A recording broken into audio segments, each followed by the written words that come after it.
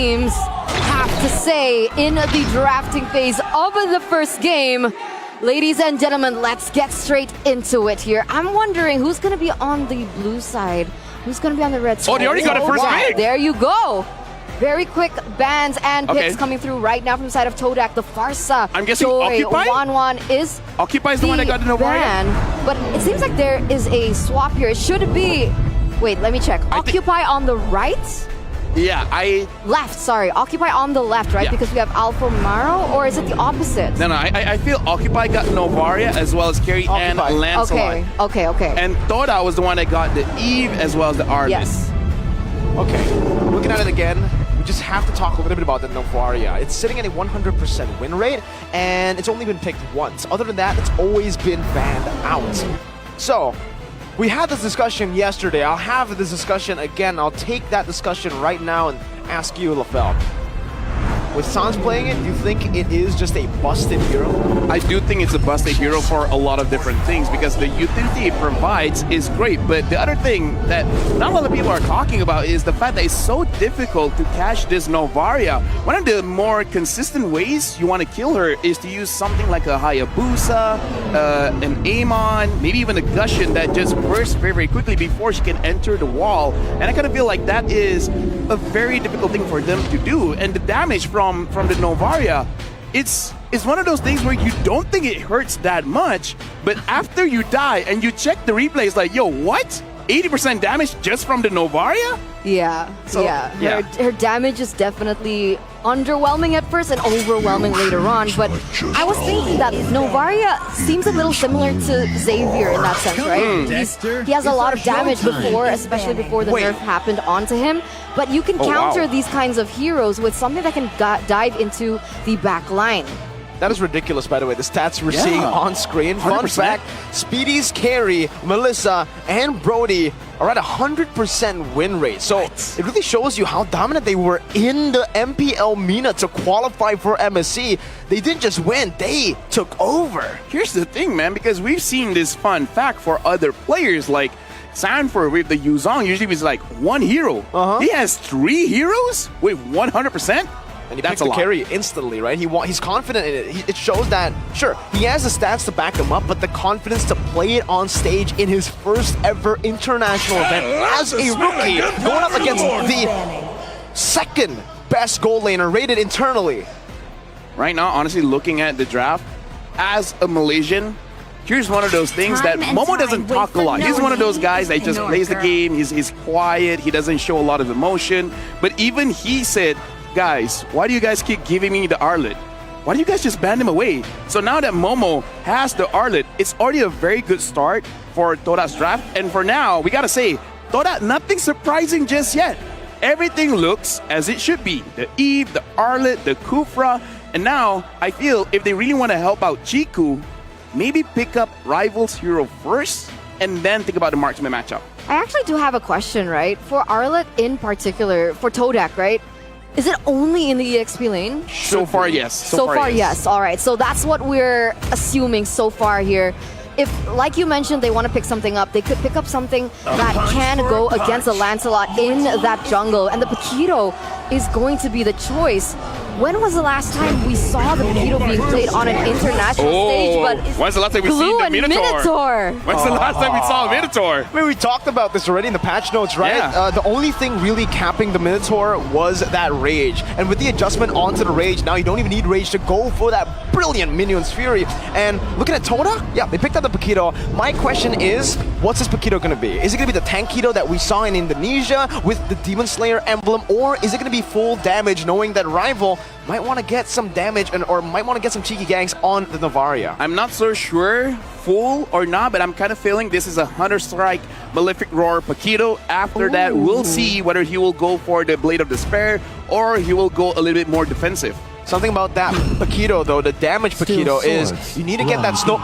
There you go, ladies Okay, you and know what? gentlemen. Gold That's a lane ling. Paquito. Gold lane Paquito. Gold lane Arlet. Gold lane Arlet. All right, you know I'll what? do you one better. What? Chiku, gold lane Arlet. Yeah.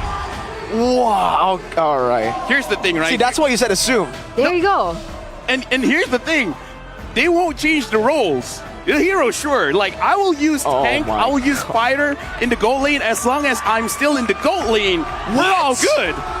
I love it. I love it. They want to snowball. They want to snowball hard. This is exactly what I was expecting stepping into a Todak match. And I'm sure that Occupy aren't really ready for it. But we gotta talk about this, right? If Arlet is in fact in the gold lane, how is that going to fare against carry? Oh, early game? You can expect the Arlet to completely bully this carry. The only way you can get him down is if you gank him and shut him down from the start. And here we go. Ladies and gentlemen, the game number 1 for our first match of the day of MSC 2023 Group Stage Day number 2. Into the land of Dawn we go. All right, let's confirm it right now. Yes, it is Chiku, guys, on this Arlet. Wow. And Momo. And here's the thing, right? I kind of feel it because everyone is looking, Arlet is like, okay, this is definitely Momo. It's Momo's hero. I think Chiku guys like, you know what? You're taking a little bit too much of the spotlight. All right, give it to me. I'll show them what I can do. They went for the unbending will here, LaFell. So he is going for damage. Maybe like one defense item, something like a Guardian Helmet. And then after that, yeah, I kind of feel like early game, he's really going for that damage. And we can see Maru here. He's not going to be too aggressive moving around. He's just like, I just got to make sure that Speedy gets his farm. Yeah, that's all they need to do at this point, right? Because like you mentioned here, Chiku is going to be able to bully him, and Maru knows this. But that actually gives Todak a little bit of an edge when it comes down to that mid lane rotation. Here we go. Right now, a little bit worried Chiku guys might not be able to get the last hit. Okay, he still gets it. Oh, he doesn't get the cannon though. But still, as long as he gets it, because at that point, I thought that they were freezing it a little bit too well, that Chiku would actually miss that gold minion. So the fact that he still got it, I would say it's still pretty good. But the thing is, Smile on this Novaria, usually with the Novaria, you will always get those faster ganks. We got to see how safe Chiku or Momo will be in the side lane. Yeah, so far things are actually looking a little bit passive, right? I think Occupy also, they want to wait for that level 4 power spec to hit onto Maru in particular. There's a lot of heroes that he can hinder with his ultimate, so I think we're waiting on that for just a little longer. But yeah, so far, nothing. Thought that they really are Chiku-centric. Just now we saw that Chiku went in range to grab some experience from the jungle, sharing it with rival, making sure that everyone gets level 4 for this turtle fight. We'll see, Todak, will they actually contest this? They wanna, it does seem so, but Yums, nope, he just uses the Tyrant's revenge away, giving Leo the first objective for Frey. Occupy strikes first, and this is what I'm worried about for Todak. The fact that, you know, they aren't going to be outscaled here by Speedy. If he is given this much space to play the game, now Minion Fury into the mid lane, forcing a flicker very early on. Luckily for Todak, Smile does not connect, but it's going to be the final slash. We're going to back onto the Tyrant's Rage into the real world manipulation. And it's a good trade over. Todak with the first blood. Now, Finch poise over. Smile's going to be targeted down. He does not have the flicker ready, and he will surely fall to the blades of Rival. Yeah, that backfired for Occupy real fast, real quick. The counter engage setup coming in from Todak was actually able to give them a little bit of an edge there in that mid side. But you can see here Leo already trading back. You saw that beforehand. Oh, wait a minute, Rival? Okay.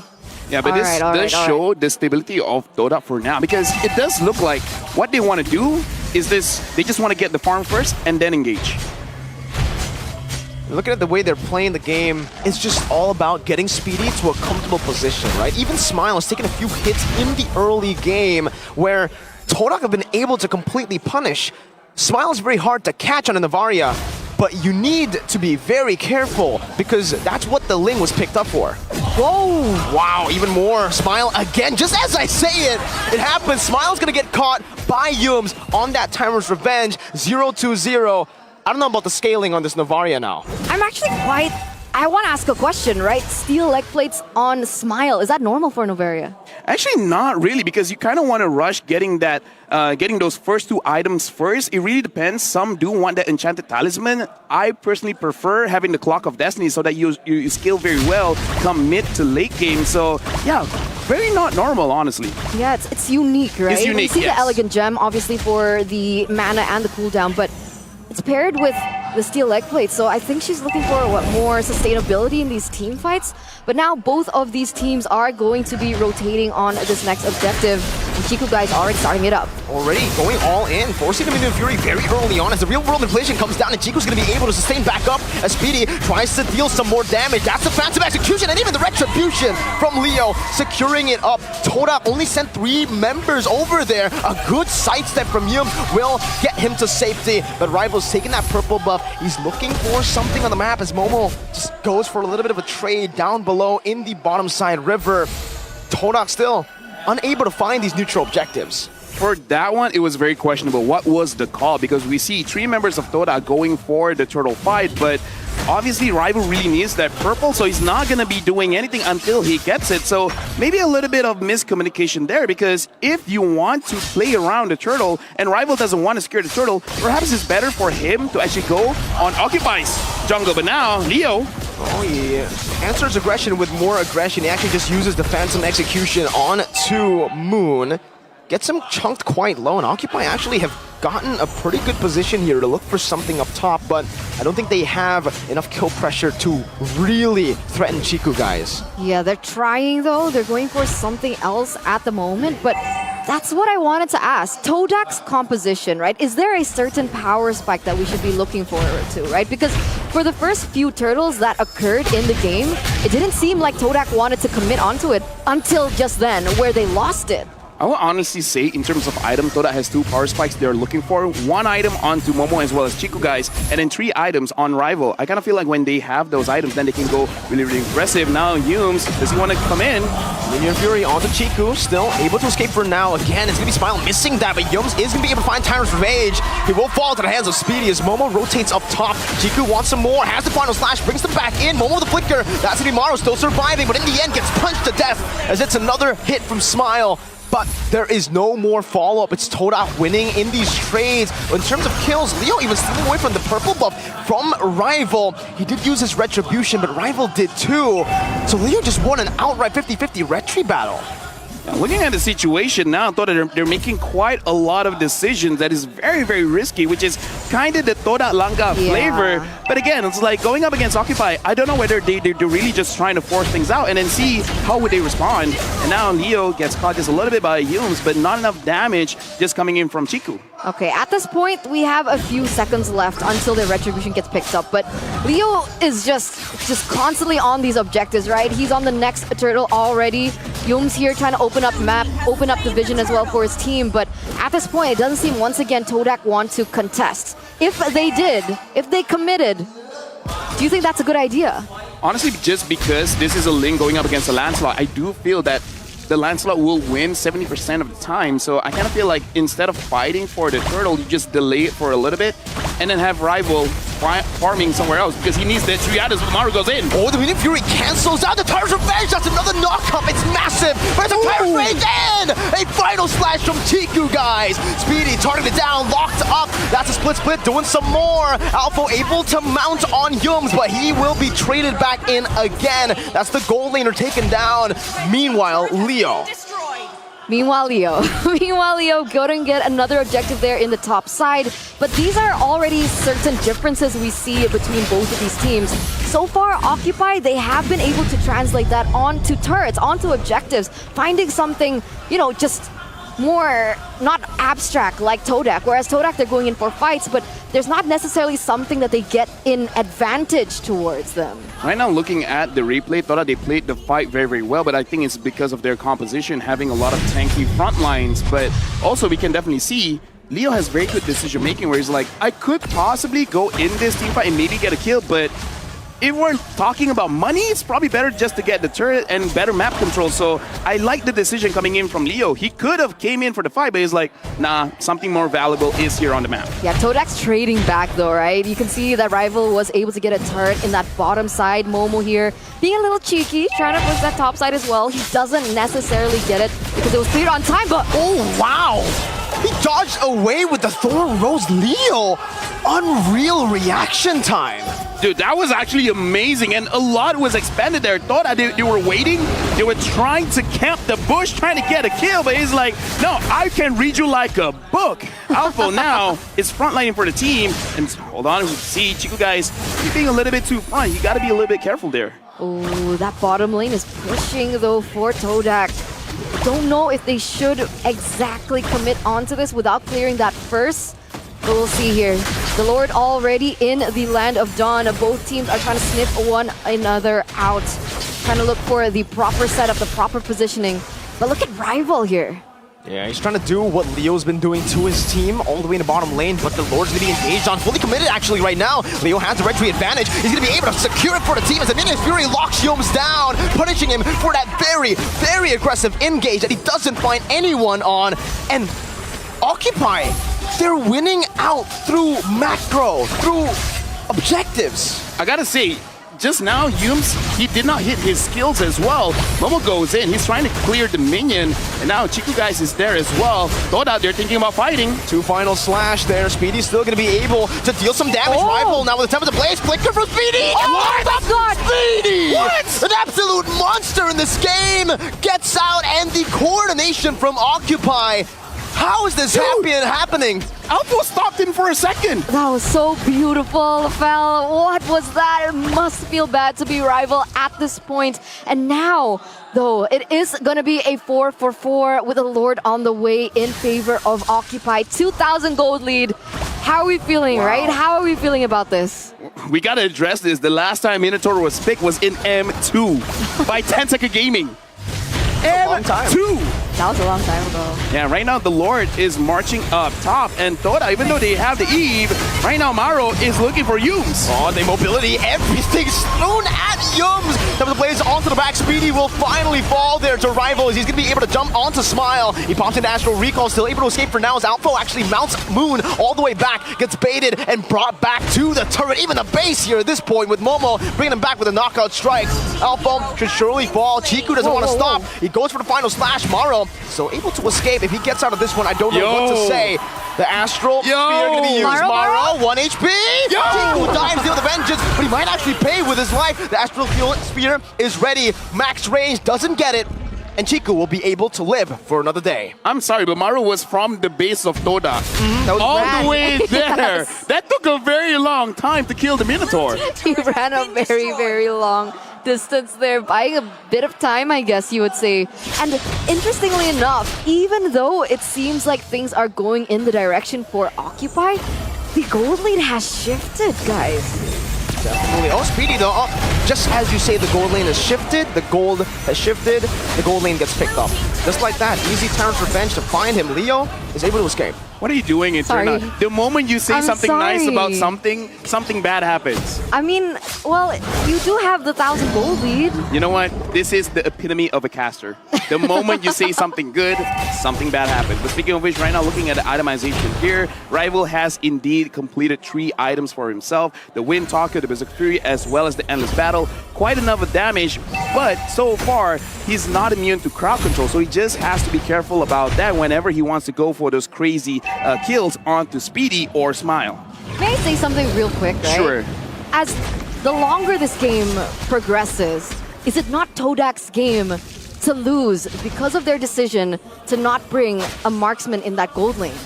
It's definitely very risky. Definitely very risky. So it will be a skill matchup between Rival as well as Speedy. If Speedy goes down first, game Great. over. If Rival goes down first, then even Todak won't have enough damage. So it really is a skill matchup between the jungler and the gold laner. I mean, you can see Speedy already trying to respect the damage output coming from Todak, right? Already with a Wind of Nature. Perhaps that will have an impact in this next upcoming fight as both of these teams are going in. Red Tree battle, it's going to be one out by Leo. This time Speedy's able to flicker out of Yos, but that's a flicker responded over as well. Speedy's still trying to deal with damage, has a Wind of Nature, actually buys a lot of time. He's going to be able to dish out so much damage before he ultimately falls. Smile on the back of his own away as Leo's going to be caught in the real world manipulation. Chiku guys bounced it on by Alpha, but he is able to sustain back up. Smile is low, but Occupy, they fall 1 by 1. We can definitely look at how Todak is approaching this game. You know what? Objectives is great and all, but we want kills. We are Todak Langar, and they understand Speedy is the main problem. As long as Speedy is taken care of, then everyone can go in. We see Yums goes in first, being that distraction, but really, the game changer was Moon. Creating that space, creating that box, making sure that Speedy has nowhere to go, making it so that Rival can come in. In fact, we're going to look at the replay right here where, sure, the Lord was secured, but look at the way that Moon, if he did not drop that real world manipulation, I honestly feel like Speedy could have outplayed that. Oh, you're right. You're right. He was at the right moment, at the right time. And the trigger discipline that he had on his ultimate as well really just helped those things come along together. And that's how things are looking great for Todak here in these team fights. And I like how this has become the discussion, right? Yeah. Because I asked in the beginning, I was You're like, so clever. you know, if Arlet versus Speedy in the long run, it's, you know, it's in favor of Speedy, right? It's in favor of the carry. But if carry dies like that, like what we just witnessed earlier, then it's no problem for Todak. Speedy needs to go and play it the way Benny Cutie does, right? Because for Todak, it's all in or nothing. They need to go for an all-in team fight there with the final slash. They need to display Speedy. If Occupy engage first, I guess that's an answer as well. They can just bait out some of these abilities. But as long as Speedy plays in the back, waits for those big ultimates to be used, and bait up big abilities just like this, they can actually go and melt them down first. Minions Fury, and look at Speedy, he's still all good. Smile's gonna be targeted down though. Smile on the back is assassinated by rival. Leo and Maro trying to play it front to back as Yum is going to be able to find a Tyrant's Revenge and the Rage to lock him down. That's the RWM dealing some damage as well, but Speedy is way too far away. He needs to clear out this mid lane. Luckily for Occupy, there's no objectives for Todak to take, but they got to be really careful. Smile has been so vulnerable. Right now, honestly, Alpha is doing a pretty good job as a glue, making sure that he's isolating the targets, namely Moon here, but Todak kind of like figured out what they're trying to do. So, Rival, you can solo, you can 1v4. Everyone else is going to try their best to either protect Moon or protect Chico guys. Right now, looking at the in-game equipment as well, let's look at Speedy, where he's basically full build, is only waiting on that rose gold meteor. But again, the thing about carry is that you're very short range, so you just got to make sure that when you go in safe. And with Rival playing the way that he's playing, it's kind of hard to play safe right now. Yeah, Rival's scary. Rival's very scary for Speedy and for Smile. And that's what I wanted to talk about in the drafting phase, right? Novaria, sure, she's broken. She has the range, she has the utility, and she just has everything in her kit. But the problem is her mobility is so bad, and she barely has any defense or escape mechanism. So, whoa. Chico, guys, is he okay? Yeah, he has the Vengeance, so it's all good. Final Slash all alone, though. Chico, okay, he has the Immortality. Momo's gonna be able to find the 3-man knockup, but the Minions Fury finds them all. Smile's in a good position. Speedy's still able to escape right now, but Tempest Blades will knock him up. Speedy not able to outplay that situation, but Smile is able to take it back around. Now it's a 3v2. Yums and Moon. Moon is still free hitting. Smile's not able to find that angle just yet, and Alpha is able to find a split back in time. That's the Astral Recall, giving the Astral Fear to go for Moon. Alpha's still chasing, and that will be it. The lockdown for Moon. Ooh, that was not enough. Still, though, the split comes back for a third time in this team fight, and Moon is still alive. Yeah, 4 members, though, taken down from Todak, and that means that Occupy, they're gonna force this. They're gonna try and get the Lord. They also take it for sure. And once again, another objective in the hands of Occupy. I gotta say, man, Occupy played that very, very well, because they're like, yo, we think they're gonna engage. So let's just kite back a little bit, try to bait out a lot of skills. Once the final slash is out of the way, they all in onto Chico guys. I'm pretty sure even he was surprised that he died that fast. And then after that, Todak's gonna come in, just one by one, making sure they get the kills onto Todak, and then it's like, okay, you know what? We're all good. No one is around to fight us again. Now we go for the Lord. Seems like they just want to commit down below as well. Todak can't really defend this at this point. They need to rotate up top as Alpha was able to mount Momo, but there's no more follow-up. Smile, this time in the late game, he's completely scaled up, and this Astral Recall will be on a very short cooldown that he can use to completely bully Todak. Momo trying to defend all along, but the Beast Turret should fall here. Just in a bit.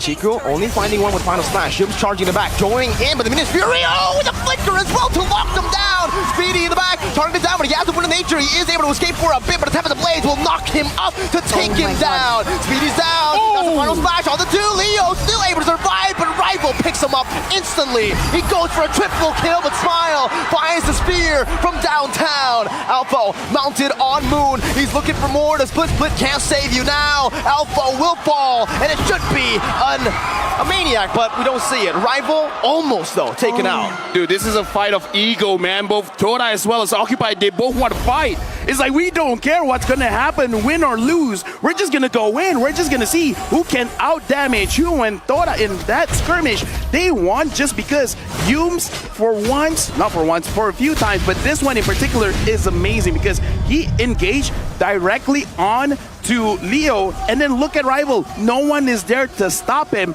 and Moon, with a very good real-world manipulation, actually stopping their movements. That was great. This is one of those situations where Todak, they were able to actually stagger their crowd control very well, giving them a big advantage in that fight. Yeah, and luckily enough for Rival, he's on the emblem of killing spree, right? So he was able to sustain through whatever messy team fight, what we saw earlier, without getting taken down first, and just immediately take back the domination in that situation. So Todak now has the gold lead, but 20 minutes in, most of these players should already be at full items. Speedy needs to be really careful in his team fights, and I feel like he's just not being careful enough. He needs Boots to tell him, be careful, bro. Yeah. Someone's looking at you. And get right someone now, from a different team. Exactly. Speedy, he's been caught so many times, and even in the positions where he is in the back, it's always in range of the real-world manipulation. It honestly just feels like Speedy isn't aware of the spacing he needs in between these fights, going up against an assassin and a long-range mage. At this point, it's almost not his fault because, again, look at how Todak is kind of like forcing everyone to come after him because Alpha, your job, go after Moon. And then Maru, your job is to protect Speedy.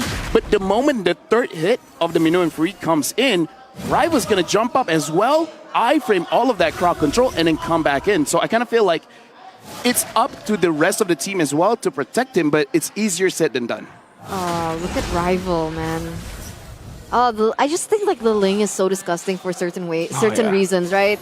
You think you have the map pressure, you think you've set up properly for the objective, and then Rival just comes in with the Ling and takes that pressure away. And so Leo is going to be forced to handle that for the moment, and that's information for Todak as well. So really bringing a game right now. They're looking for an advantage.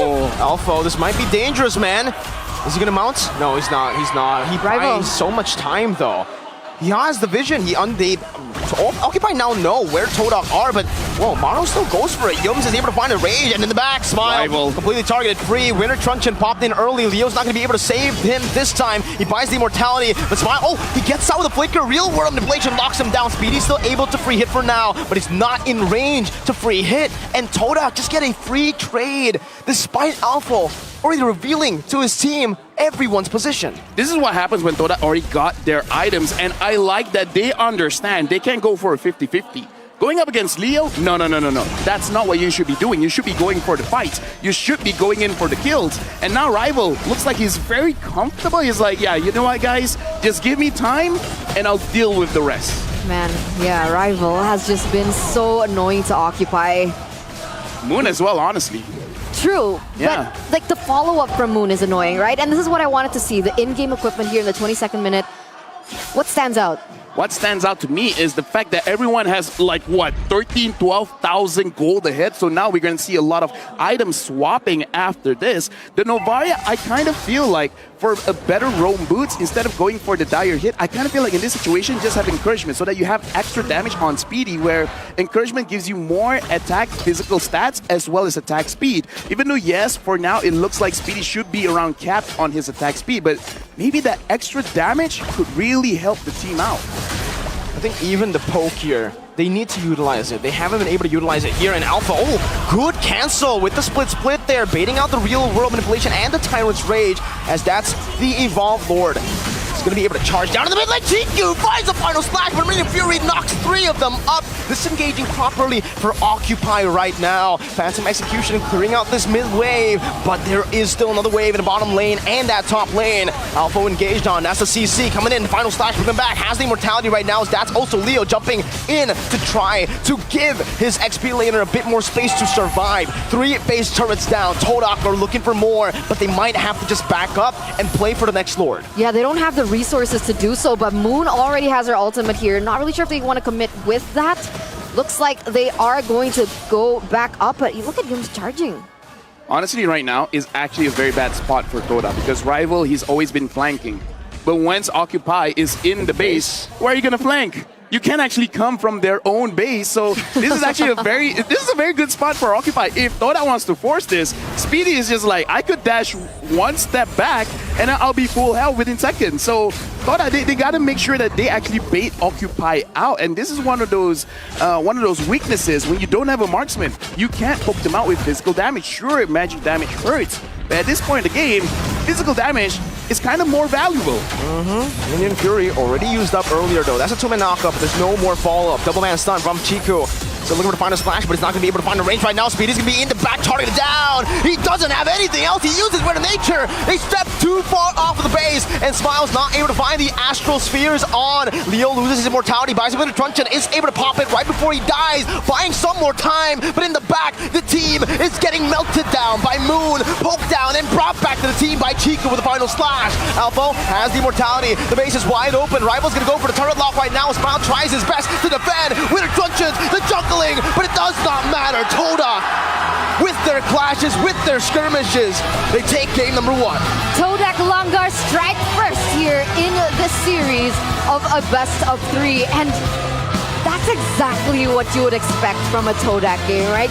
Theoretically, it would go this way, but Todak takes it into their own hands. They understand their own winning conditions. They understand, I would say, the disadvantage or just what lacks in their enemy, and they just capitalize over it.